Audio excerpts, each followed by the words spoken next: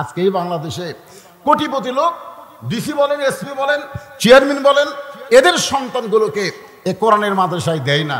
যাদেরকে দেয় তারা অধিকাংশই গরিবের সন্তান। কথা কোন ঠিক কিনা? কেন? রাসূলের মহব্বতে জবান খুলে সমস্বরে সকলে বলি সাল্লাল্লাহু আলাইহি ওয়াসাল্লাম। আমরা রাসূলকে ভালোবাসি, আমাদের জীবনের চাইতেও অনেক বেশি। কথা ঠিক? এই জন্য নবীর নাম শুনবো অথবা উচ্চারণ করব, জবান খুলে বলবো সাল্লাল্লাহু আলাইহি ওয়াসাল্লাম। আমি আপনি যে দরুদ শরীফ পড়লাম, মনে করবেন না যে দরুদ পড়ার পরে দরুদটা এখানেই আছে। একদল ফেরেশতা যাদেরকে বলা হয় মালায়েকাতুস সায়রা, আমার মুখের দরুদ শেষ হওয়ার সঙ্গে সঙ্গে এই দরুদগুলো রাসূলের রওজা মুবারকে পৌঁছায় দেয়। আমি আপনি অনেকেই হয়তো মদিনায় যেতে পারি নাই, কিন্তু প্রতিনিয়ত প্রতিদিন আমাদের দরুদগুলো মদিনার রওজা মুবারকে পৌঁছে যায়। এই জন্য দরুদ পড়ার সময় অলসতা করা যায় না।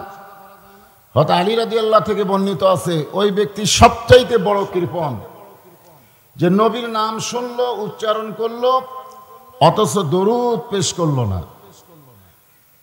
রাসূল বলেছেন আল বাখিলু লা ইয়াদখুলুল জান্নাহ, কৃপণেরা কোনোদিন লা ইয়াদখুল, জান্নাতে প্রবেশ করবে না। তা আমরা কি নবীর প্রতি দরুদ না পড়ে কৃপণ হতে চাই? এজন্য অন্তর থেকে যখন নবীর নাম উচ্চারণ হবে, জবান খুলে বলবো সাল্লাল্লাহু আলাইহি ওয়াসাল্লাম। আল্লাহ রাসূল বলেন ইন্নী লাকিতু জিবরিলা, একদিন জিবরিল আমিনের সঙ্গে আমার সাক্ষাৎ হলো। আসলে আল্লাহ রাসূল 23 বছর কোরআন নাজিলের সময় 24,000 বার ফেরেশতা জিবরাইলের সঙ্গে সাক্ষাৎ হয়েছে। বলেন সুবহানাল্লাহ। কিন্তু কোনো বারের কথা উল্লেখ করেনি, একবারের কথা বলেছেন, ইন্নী, নিশ্চয় আমি, লাকিতু জিবরিলা, জিবরিল আমিনের সঙ্গে দেখা হলো। ফাবাশশারনি ফাকালা, জিবরিল আমিন বললেন আল্লাহর পক্ষ থেকে সুসংবাদ। কাল আল্লাহ তাআলা, আল্লাহ তাআলা বলেছেন, আল্লাহ তাআলা বলেছেন মান সাল্লা আলাইহি সাল্লাইতু ওমান সাল্লামা আলাইহি সাল্লামতু ফাসাজাতু লিল্লাহি শুকরান। রাওয়াহুল বাইহাকি, হাদিসে কুদসি। এটা হলো হাদিসে কুদসি, সরাসরি আল্লাহর কথা নবীর জবান দিয়ে বের হয়েছে। কি বলতেছেন? কাল আল্লাহ তাআলা, কে বলেছেন? আল্লাহ বলেছেন। আসলে হাদিস কি আল্লাহর কথা না নবীর কথা? আল্লাহর কথা কি? কোরআন। যেরকম আল্লাহর কথা কি আর নবীর কথা হাদিস। কিন্তু এই হাদিসে রাসূল বলতেছেন কাল আল্লাহ তাআলা, আল্লাহ তাআলা বলেছেন মান সাল্লা আলাইহি সাল্লাইতু, যে নবীর উপরে দরুদ শরীফ পেশ করবে আল্লাহ পাক তার উপরে অবারিত রহমত, অবারিত রহমত বর্ষণ করবেন। সব সময় আল্লাহ তার প্রতি রহমত বর্ষণ করবেন। ওমান সাল্লাম আলাইহি সাল্লামতু, যে নবীর প্রতি সালাম পেশ করবে আল্লাহ শুধু রহমত পেশ করবেন না, তাকে মাফ করে দিয়ে দিবেন। জোরে কান সুবহানাল্লাহ। আমরা সেই নবীর উপরে দরুদ পড়তে কোনো আপত্তি নাই, করছি। এই মুহূর্তে আমার সামনে যারা বসে আছেন, যিনারা আল্লাহর পছন্দনীয় বান্দা হয়ে এই জান্নাতের বাগানে কবুল হয়েছেন, সুবহানাল্লাহ বলেন। মন চাইলেই আপনি আসতে পারবেন না, ইচ্ছা করেও এখানে ঢুকতে পারবেন না। এখানে ঢুকতে গেলে, এখানে বসতে গেলে আল্লাহর খাস দয়া লাগবে, ঠিক? যার প্রমাণ হলো কোরআন। আল্লাহ কোরআন কারিমে ইরশাদ করেন মা সাবাকা মিন হাসানাতিন ফামিনাল্লাহ, বান্দা বান্দির দ্বারা যখন কোনো ভালো কাজ হয়, শোনেন, বান্দা বান্দির দ্বারা যখন কোনো ভালো কাজ হয়, এই কাজটা বান্দা বান্দি করে না, বরং আল্লাহ করায়। এই মুহূর্তে আপনার যে জায়গায় বসে আছেন, এই জায়গাটা ভালো না খারাপ? তাহলে এই জায়গায় বসাটা ভালো কাম না খারাপ কাজ? তাহলে এই কাজটা আপনারা করলেন না, আল্লাহ করালো। তো যে আল্লাহ আপনাদেরকে আজকের এই জান্নাতের বাগানে কবুল করেছেন, বিশ্বাস করেন আল্লাহ আপনাদেরকে জান্নাতেও কবুল করবেন ইনশাআল্লাহ। আমি আমার অন্তরের অন্তঃস্থল থেকে আমার সামনে বসা জান্নাতি মানুষদেরকে শুভেচ্ছা জ্ঞাপন করছি। সম্মানিত মা বোনেরা, যারা পর্দার অন্তরালে বসে আলোচনা শুনতেছেন, তাদেরকে শ্রদ্ধা জ্ঞাপন করে এই মুহূর্তে জানতে চাচ্ছি আপনারা সকলে কেমন আছেন? আলহামদুলিল্লাহ রব্বিল আলামিন। শুধু আলহামদুলিল্লাহ বললে প্রশংসা হবে? প্রশংসা হবে না তা না, কিন্তু পুরাপুরি হবে না। সব কিছুর একটা পুরাপুরি আছে না নাই? আপনারা যখন সূরা ফাতিহা পড়েন, ওখানে আল্লাহ কিন্তু পুরাপুরি প্রশংসার কথা বলে দিয়েছেন। কতদূর পর্যন্ত? আলহামদুলিল্লাহি রব্বিল আলামিন। যখন আমরা বলবো আলহামদু, আলহামদু শব্দের অর্থ কি? আমি প্রশংসা করিতেছি। আলহামদু শব্দের অর্থ হলো আমি প্রশংসা করিতেছি। আল্লাহ তখন বলেন লিমানিল হাম, তুমি যে প্রশংসা করিতেছ, তুমি কার প্রশংসা করো? কার প্রশংসা? জাত্তার প্রশংসা করা যাবে না তো? জাত্তার যাবে? তা আল্লাহ যখন বলতেছে লিমানিল হাম, তুমি কার প্রশংসা করো, তখন আমরা বলবো লিল্লাহে। কার? আল্লাহর। লিল্লাহে, আল্লাহর প্রশংসা করি। হয়ে গেছে, আলহামদুলিল্লাহর অর্থ হয়ে গেছে। কিন্তু আল্লাহ বলতেছেন মানিল্লাহ, মানিল্লাহ, কোন আল্লাহর প্রশংসা করো? লিল্লাহি, আমরা কি বললাম? লিল্লাহি, আলহামদুলিল্লাহি, হয়ে গেছে। কিন্তু আল্লাহ বললেন মানিল্লাহ, কোন আল্লাহ? তখনই তো আমাদের মাথা ধরার কথা, কিরা আল্লাহ তো একটা, তো এখানে আল্লাহ কেন বলে কোন আল্লাহর? তার মানে বোঝা গেল আমাদের মুখে এক আল্লাহ থাকলেও আমাদের মনের মধ্যে বহু আল্লাহর বসবাস। অনেক সময় আমরাই বলি খালি আল্লাহ দেয়া হয়, হিল্লাও লাগে। খালি আল্লাহ দেয়া হয়, হিল্লাও লাগে। কয় না? আপনারা বলেন তো লা ইলাহা ইল্লাল্লাহর মধ্যে কোনো হিল্লা আছে? লা ইলাহা ইল্লাল্লাহ, কোনো হিল্লার খাওয়া নাই, ঠিক না বলেন? এটা আমার অনেক সময় বলি, এবছর আমাদের এলাকার আমন ধানের অবস্থা খুব খারাপ। প্রত্যেকটা কৃষক জমির ধানের কাছে গিয়ে দেখতেছে ধানগুলো কি যেন পোকা ধরছে, কেটে কেটে দিচ্ছে। তো এখন জমির আলে বসতেছে, আবাদের যে অবস্থা, এবার খাবো কি? এইবারে যে আবাদের অবস্থা, খাবো কি? আপনারা বলেন তো, খাওয়ানোর মালিককে। কিন্তু আমাদের অবস্থা দেখে সে বলতেছে নিরুপায়, খাবো কি? আল্লাহ বলেছেন পৃথিবীতে এমন কোন বিচরণশীল প্রাণী নাই যার রেজেকের ব্যবস্থা আমি আল্লাহ করিনি। সমস্ত কিছুর রেজেকের ব্যবস্থা একমাত্র কে? এই জন্য আল্লাহর একটা নাম কি? আমা মিন দাব্বাতিন ফিল আরদি ইল্লা আলাল্লাহি রিজকুহা। আল্লাহর এক নাম হলো রাজ্জাক। আল্লাহর এক নাম কি? তাহলে খাওয়ানোর মালিককে। কিন্তু আমরা কি বলতেছি? আবাদ না হলে খাবো কি? আমার আব্দুল মালিক ভাই হয়তো অনেক সময় চিন্তা করে এবার যে ব্যবসার অবস্থা, চলবো কেমনে? মানে ব্যবসার অবস্থা খুবই খারাপ। যারা ব্যবসায়ী লোক তারা বুঝতেছে ব্যবসার অবস্থা খুবই খারাপ। তো বলতেছে এবার ব্যবসার যে অবস্থা, চলবো কেমনে? আপনারা বলেন তো চলানোর মালিককে। কিন্তু কি বলতেছে? ব্যবসা যে অবস্থা, চলবো কেমনে? তাহলে বোঝা গেল ওখানে আবাদে একজনে হিল্লা বানাচ্ছে, ব্যবসারেও হিল্লা বানাইছে। ধরে কোন কথা ঠিক কিনা? আর অনেকে লেখাপড়া শিখে সার্টিফিকেট নিয়ে ঘুরতেছে আর বলতেছে চাকরি না হলে বাঁচবই না। এত লেখাপড়া করলাম, চাকরি না হলে বাঁচবো কেমনে? চাকরি না হলে বাঁচবো কেমনে? আপনারা বলেন তো বাঁচানোর মালিককে। কিন্তু সে কি বলতেছে? চাকরি না হলে বাঁচবো কেমনে? এখানে আবাদ, ব্যবসা এবং চাকরিকে সে মুখে আল্লাহ না বললেও মনে মনে আল্লাহর আসন দিয়েছে। ধরে কোন কথা ঠিক? এই জন্য আল্লাহ বলতেছেন মানিল্লাহ, তোমরা কোন আল্লাহর প্রশংসা করো? আমরা যখন বলবো রব্বিল আলামিন, এমন একজন আল্লাহর প্রশংসা করি যিনি গোটা বিশ্ব জগতের মালিক। ছোট্ট একটা সূরা কোরআন শরীফ আল্লাহ দিয়েছেন, একবার পড়লে আপনি 10 পারা কোরআন পড়ার সওয়াব পাবেন। মাত্র একবার পড়বেন। এই কোরআন শরীফ কয় পারা? 30 পারা। ধরে কোন কয় পারা? 30 পারা। আপনি একবার পড়লে 10 পারা কোরআন পড়ার সওয়াব পাবেন। এই সূরাটার নাম কিন্তু সূরার মধ্যে নাই। 114টা সূরা আছে কোরআন শরীফের মধ্যে, প্রত্যেকটা সূরার নাম কিন্তু 113টা সূরার নাম সূরার মধ্যে আছে। আপনি যদি বলেন কুল আউযু বিরাব্বিন নাস, সূরার নাম কি? কোন নাম কি? কুল আউযু বিরাব্বিল ফালাক, এই সূরার নাম কি? তারপরে কুল ইয়া আইয়ুহাল কাফিরুন, এই সূরার নাম কি? ইজা জা নাসরুল্লাহ, সূরার নাম কি? নসর। এভাবে দেখবেন সূরার ভিতরে সূরার নাম আছে, কিন্তু যখনই কুল হু আল্লাহু আহাদ বলবেন, এই সূরাটা পড়বেন, গোটা সূরা পড়ে সূরার কোনো নামই নেই।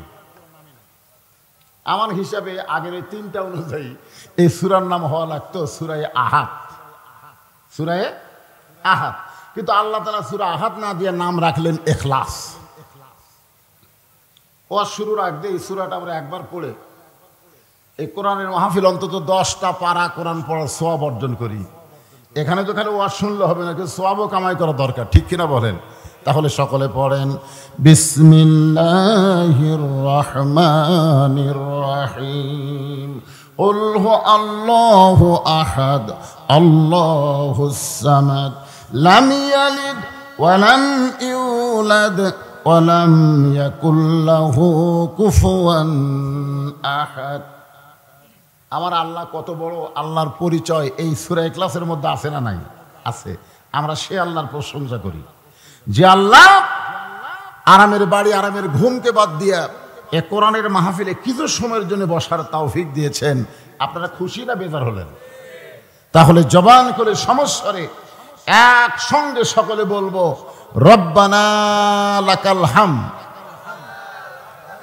এই ছেলে হাঁটু ধরে বসে গেলে, বসার একটা আদব আছে বাজান।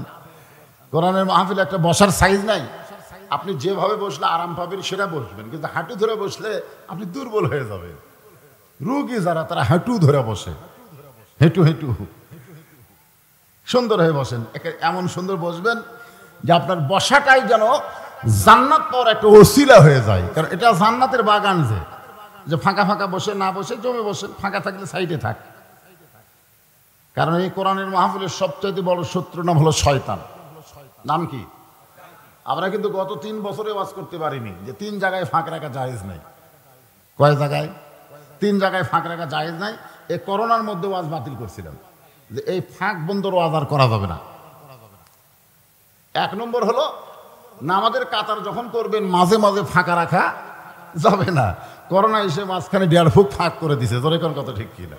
আমরা বক্তারা আওয়াজ বন্ধ করে দিলাম যে ওয়াজ করলে সরকার বিরোধী ওয়াজ হবে, দরকার নাই, ফাঁক ফাঁক হয়ে যায়। আমরা বলতে পারিনি কোরআনের মাহফিলে জমে জমে বসো। নামাজের কাতারি যেখানে ফাঁক, সেখানে জনগণকে জমে জমে বসতে কেমনে বলবো? আর স্বামী স্ত্রী 2 জন একই খাটে ঘুম পাড়ে, যাওয়ার সময় বাসে উঠে দেখে 2 জনের মাঝখানে ফাঁকা 1 সিট, ধরে কোন কথা ঠিক কিনা? এরকম হয়নি? বাসে উঠছে 1 সিট ফাঁকা, 1 সিট, 1 সিট ফাঁকা, 1 সিট। স্বামী বউকে বলে কে গো, 2 জন রাত্রে একই খাটে গলা ধরে ঘুম পারলাম, আর বাসর চোরা মাঝখানে ফাঁক কেন? বলে এটাই সরকারি নিয়ম। আপনার বলেন তো স্বামী স্ত্রীর মাঝে ফাঁকা রাখা যাবে? কোরআনের মাহফিলে ফাঁক রাখা যাবে? নামাজের কাতার করতে মাঝখানে ফাঁক থোয়া যাবে? এই ফাঁকের মধ্যে শয়তান বসে। আল্লাহ কোরআনে বলেছেন ইন্না শয়তান লাকুম আদুউন ফাত্তাখিযুহু আদুওয়ান। শয়তান তোমাদের প্রকাশ্য শত্রু, তোমরাও শয়তানকে শত্রু হিসাবে গ্রহণ করো। তা আমাদের মাঝে মাঝে ফাঁকের মধ্যে শয়তানকে আমরা বসতে দিব কেন? ফাঁকা থাকলে পিছনে থাক, শয়তান বসে যা ইচ্ছা তাই করুক। কিন্তু আমাদের মাঝে মাঝে আমরা বসার চান্স না পাই, এই জন্য আপনারা আপন ইচ্ছা একটু জমে জমে বসবেন। বসার একটা সাইজ আছে, ধরে কোন আছে না? না, হ্যাঁ, বসার একটা সাইজ আছে। তো যেই কথা বলতে যে একটু খেয়াল করেন, যে আল্লাহ দয়া করে রহম করে আজকের এই জান্নাতের বাগানে আমাদেরকে কবুল করলেন, আমরা সে আল্লাহর উপরে খুশি না বেজার? তাহলে জবান করে সমস্যার সকলে বলবেন রব্বানা লাকাল হামদ হামদান কাসীরান তাইয়িবান মুবারাকান ফীহি। আমরা প্রশংসা কেন করলাম? এর আগেও আপনাদের বহুবার বলছি, আমরা 3টা কারণে প্রশংসা সবসময় আল্লাহর করব। প্রশংসা তো করতেই হবে আল্লাহর, কিন্তু 3টা কারণ আমাদের সামনে জল করতেছে। 1 নম্বর কারণ হলো আমরা মুসলমানের ঘরে জন্ম নিয়ে মুসলমান হিসাবে সমাজের মধ্যে পরিচয় দিবার পারতেছি, জোরে কোন কথা ঠিক কিনা? মুসলমান হয়ে পরিচয় দিতে কি শরম লাগতেছে?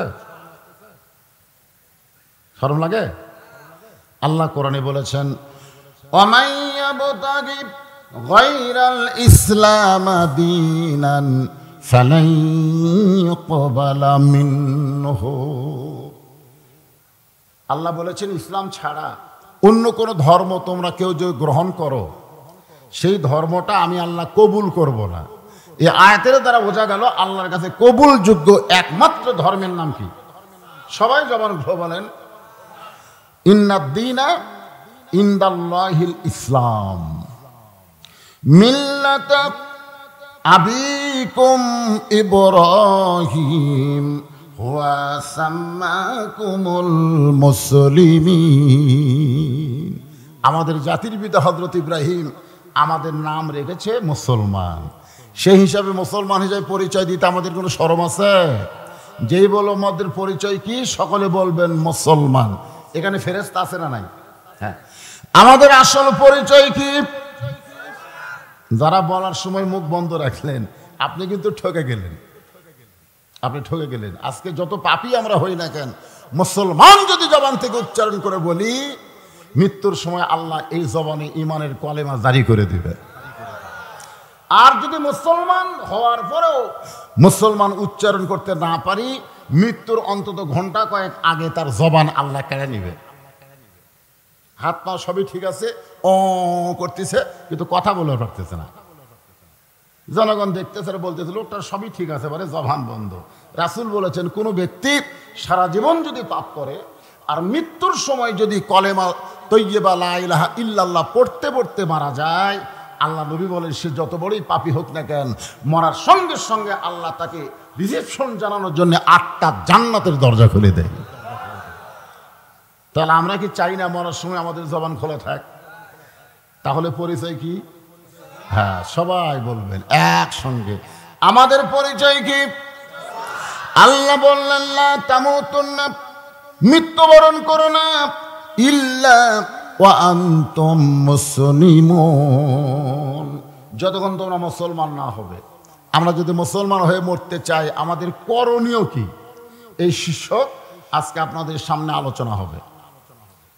আমি সূরা মুলকের 2 নম্বর আয়াত আপনাদের সামনে তেলাওয়াত করেছি। এখানে আল্লাহ বলতেছেন, আল্লাযী খলাকাল মাউতা ওয়াল হায়াতা লিয়াবলুয়াকুম আইয়ুকুম আহসানু আমালা।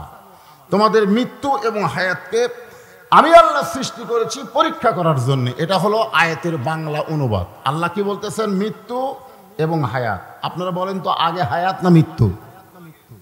মৃত্যু আগে। আমরা আগে মরেছি না জন্মেছি? আসলেই কিন্তু আমাদের জন্ম আগে, তারপরে মৃত্যু, ঠিক কিনা বলেন? কিন্তু আল্লাহ এই জায়গায় কেন বললেন আল্লাযী খলাকাল মাউতা ওয়াল হায়াতা? আগে মৃত্যুর কথা বলে পরে হায়াতের কথা কেন বললেন? বলার কারণ হলো, চলতে পথে 2 দিন থামিলাম, যাবার কালে একজন আরো দেখা না পাইলাম। ও আমার সাদের মালা যাই রে ছিঁড়ে, রইব না আর বেশি দিন তোদের মাঝারে। দুনিয়াতে এসে দুনিয়ার মোহে যেন আমরা পাগল না হই, সব সময় মৃত্যুকে যদি ওই ব্যক্তির দ্বারা সুন্দর আমল হবে। লিয়াবলুয়াকুম, তোমাদেরকে পরীক্ষা করা হবে। আইয়ুকুম আহসান, আহসান মানে সুন্দর, আমালান সুন্দর কর্মের পরীক্ষা হবে, সুন্দর আমলের পরীক্ষা হবে। আবার কি করবে চাচ্ছেন? এখানে কোন জায়গা কি দিবা?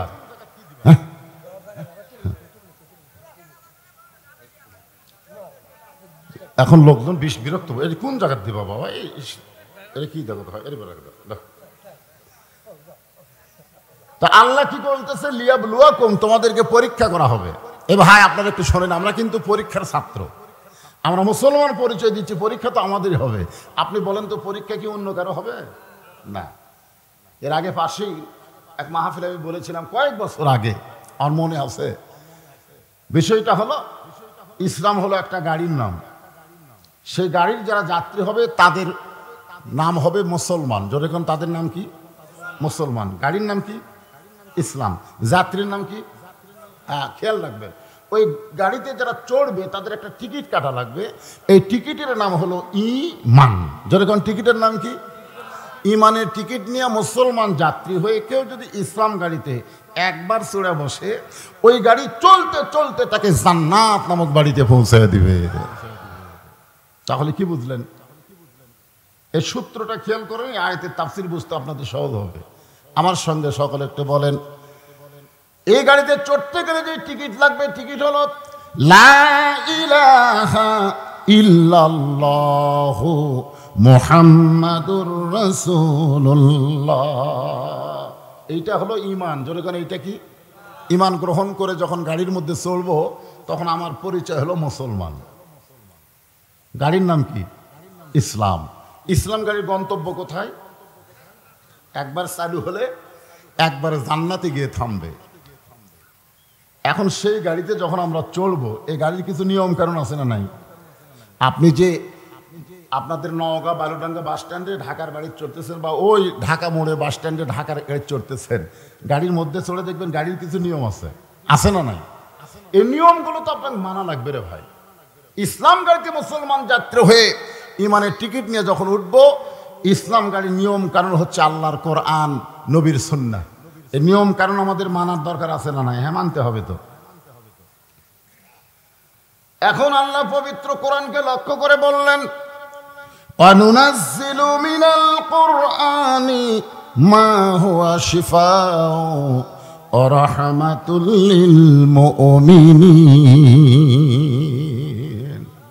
ও মুসলমান পরিচয় দানকারী, আমরা শোনেন, এই কোরআন শরীফ আল্লাহ আমাদের জন্য নাজিল করছেন।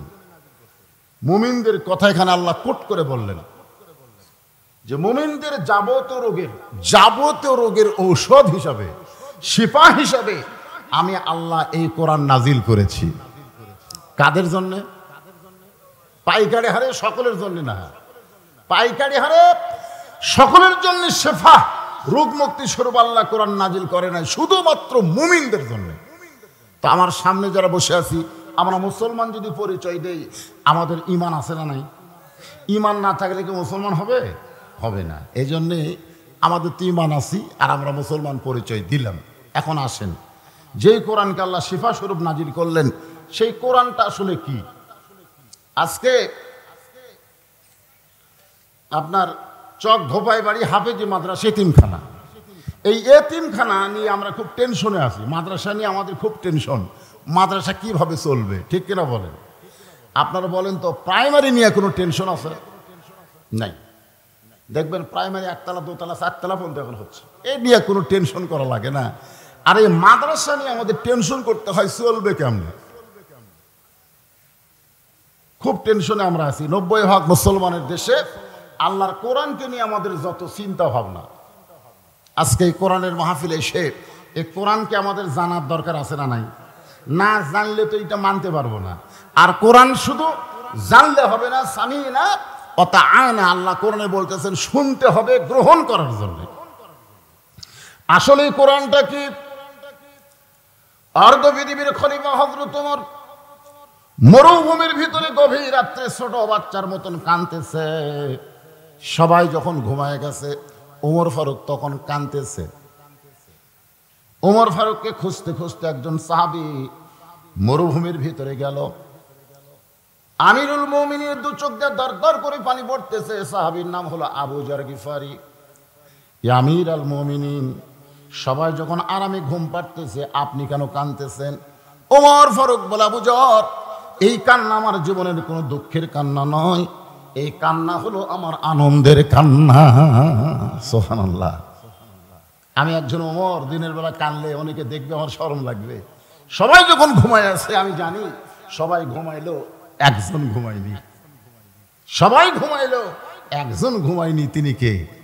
আল্লাহ। আপনারা কি মনে করতেছেন? দুনিয়ার অফিস আদালত সবকিছুর দরজা যখন বন্ধ হয়ে যায়, তখন আল্লাহ বান্দার জন্য রহমত বরকতের দরজা খুলে দেয়। ধরে কান সুবহানাল্লাহ। ওমর ফারুক বলে, আবু যর, এই মরুভূমিতে আমি একদিন উট দুম্বা চড়াইতাম। সন্ধ্যার সময় যখন বাড়ি যাইতাম, আমার বাবা আমার মাথার চুল ধরে বলতো, ওমর, তোমার শরীর থেকে উর্দুম্বার পেশাবের গন্ধ আসতেছে। আমি তখন বলতাম, বাবা উর্দুম্বা রাখালি করতে গিয়া চড়াইতে গিয়া হঠাৎ আমার চোখে ঘুম ধরতো। আমি যখন ঘুমায় যাইতাম উর্দুম্বা পেশাব পায়খানা করলে সেই পেশাব পায়খানা আমার শরীর লাগতে পারে, সেজন্য দুর্গন্ধ আপনার নাকে ধরতেছে। ওমর ফারুকের বাবা চিল্লে বলে, তুই গাধা, তুই একটা আস্ত গাধা, সামান্য রাখালি করার ক্ষমতা তোর নাই। রাখালি করতে গেলে ঘুম পাড়িস, আর উর্দুম্বার পেশাব পায়খানা তোর শরীরের মধ্যে দেখা যায়। ওমর কান্দে বলে, আবু জর, সামান্য রাখালি করার কারণে যেই বাবা আমাকে একদিন গাধা গাধা বলে তিরস্কার করেছে, আজকে সেই ওমরকে আল্লাহ অর্ধ পৃথিবীর খলিফা বানাইছে। এটা ওমরের যোগ্যতাই নয়, এটা কেবলমাত্র আল্লাহর কোরআনের ওসিলায়। লিল্লাহু আকবার। ওমর ফারুক বলতেছেন, একটা সামান্য রাখালি করতে গিয়া যে বাবার হাতে তিরস্কৃত হয়েছে, গাধা গাধা বলে আমাকে গাল দিয়েছে, আজকে সেই ওমর যে অর্ধ পৃথিবীর খলিফা হয়েছে, এটা ওমরের যোগ্যতা। যে ওমর 10টা উর্দুম্বাকে সাইজ করতে পারে না, আজকে সেই ওমরকে আল্লাহ অর্ধ পৃথিবীর খলিফা বানাইছে, এটা ওমরের যোগ্যতায় নয়, এটা কেবলমাত্র আল্লাহর কোরআনের ওসিলা। এখন আপনারা বলেন, এ কোরআনের ক্ষমতা আছে না নাই? কিন্তু আমাদের বাংলাদেশে আগডুম বাগডুমের ক্ষমতা হলো, সরকার তাদেরকে কোটি কোটি টাকা বেতন দিল, আর জালিকাল কিতাবুল রাইবা হুদাল লিল মুত্তাকিন, যেখানে সুন্দর করে তেলাওয়াত হয় সেইগুলো চলাতে বড় কঠিন হয়। কারণ কি?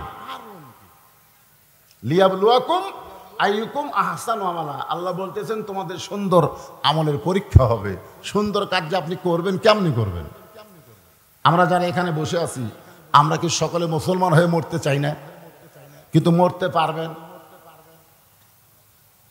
এই কি মনে হয় আপনাদের? চেষ্টা করার একটা জায়গা লাগবে। আপনি মরুভূমির মধ্যে ধান লাগাবেন, মরুভূমির মধ্যে ধানের আবাদ হবে? এ কতক্ষণ হবে? একটা আবাদ করবার গেলে সেই জায়গা আগে মাটি তৈরি করা লাগবে। ধরে কোন কথা ঠিক না?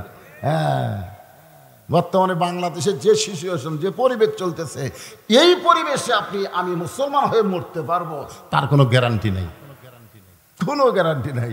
কারণ আপনাকে ভাত পাক করে রাত্রিবেলা খাওয়াই, সে স্টার জলসা জি বাংলার 1 নম্বর ভক্ত। ধরে কোন কথা ঠিক কিনা? যে আপনাকে আব্বু আব্বু বলে ডাকে, সারাদিন কিনটাস মোবাইল নিয়ে পাঁটার মতন ঘরে। ধরে কোন কথা ঠিক কিনা?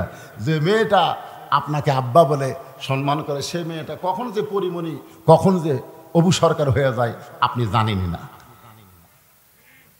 আজকে সমাজের অবস্থা এরকম। আসার সময় দেখলাম মেলার ভেতরে গাড়ি পার করা যাচ্ছে না। কোরআনের মাহফিলে সেদিকে মরুভূমি, একজনও নাই। সব ছেলে পেলে ওই মেলার মধ্যে ঘুরতেছে। আপনি খবর চাচ্ছেন ওরা আসমান ফেটে মাটিত পড়ছে? এই ওরা কি আসমান থেকে মাটিত পড়ছে? ওদেরকে কেউ না কেউ জন্ম দিয়েছে, কোনো বাবা জন্ম দিয়েছে, কোনো মা ওদেরকে উদরে ধারণ করেছে। ধরে কোন কথা ঠিক কিনা? আজকে আমাদের সন্তানগুলো এরকম হলো কেন? এরকম কেন হলো যে আমি বাবা হয়ে তাকে সাইজ করতে পারতেছি না?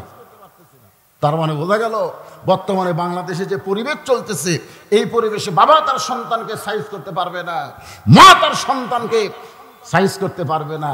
এগুলোকে সাইজ করতে গেলে একটা নিয়ম লাগবে, একটা আইন লাগবে, একটা সমাজ লাগবে, একটা পরিবেশ লাগবে। জোরে কোন কথা ঠিক কিনা? যে পরিবেশ বর্তমানে বাংলাদেশে নাই। সরকারের আইন দিয়ে কোনো পরিবেশ তৈরি করা যাবে না। মানুষের তৈরি করা আইন দিয়ে 1 ইঞ্চি জায়গায় আপনি শান্তি পাবেন না। শান্তি যদি পাওয়ার চান তাহলে আল্লাহর কোরআনকে গ্রহণ করা লাগবে। ওমর ফারুক চিন্তায় পড়ে গেলেন। এটা খুশির চিন্তা, যেই কোরআনের উসিলায় আল্লাহ আমাকে অর্ধ পৃথিবীর খলিফা বানাইলো, এই কোরআনটা আসলে কি? আপনারা যারা এখানে বসে আছেন, একটু কোরআন শরীফ তো বহুদিন ওয়াজ শুনলেন, আজকে একটু নিজের চোখে দেখবেন এই কোরআনটা আসলে কি। আপনারা কি দেখবেন? এই কোরআনটা আসলে কি আপনারা কি দেখবেন? কারা কারা দেখবেন? আল্লাহকে একটু হাত দেখান তো দেখি। লিল্লাহি তাকবীর। হাত নামান। খালি তো আমার আব্দুল মালিক ভাই ধনী মানুষ, মনে করেন একজন, ওনার ছেলেকে মাদ্রাসা দিবে না, বললেন সেটা একজন ধনী মানুষ, বক্তা ওয়াজ করে করে, ওনার মেয়েকে মাদ্রাসায় দিবে না। মাদ্রাসায় কে দিবে? ওই অটো ভ্যান চালায়। এই যে এখানে যে 3টা পাগড়ি না কয়টা পাগড়ি এখানে জড়ো হয়ে আছে, 3 জন হাফেজকে মাথায় পরে দেওয়া হবে, 30 পারা কোরআনের হাফেজ। রাসূল বলেছেন একজন হাফেজ সে তো জান্নাতে যাবেই, তার আত্মীয় ওয়ারিসের মধ্যে 10 জনের উপর জাহান্নাম ওয়াজিব হয়ে গেছে, তাদেরকেও সুপারিশ করে জান্নাতে নিয়ে যাবে। দরকার সুবহানাল্লাহ। আল্লাহ রাসূল বলেছেন খায়রুকুম মান তাআল্লামাল কুরআন ওয়া আল্লামা, ওই ব্যক্তি হলো পৃথিবীর সবচাইতে সম্মানী দামি যে কোরআন শিখেছে এবং অপরকে কোরআনের শিক্ষা দেয়। আজকে এই বাংলাদেশে কোটিপতি লোক, ডিসি বলেন, এসপি বলেন, চেয়ারম্যান বলেন, এদের সন্তানগুলোকে এ কোরআনের মাদ্রাসায় দেয় না। যাদেরকে দেয় তারা অধিকাংশই গরিবের সন্তান। কথা কোন ঠিক কিনা? কেন?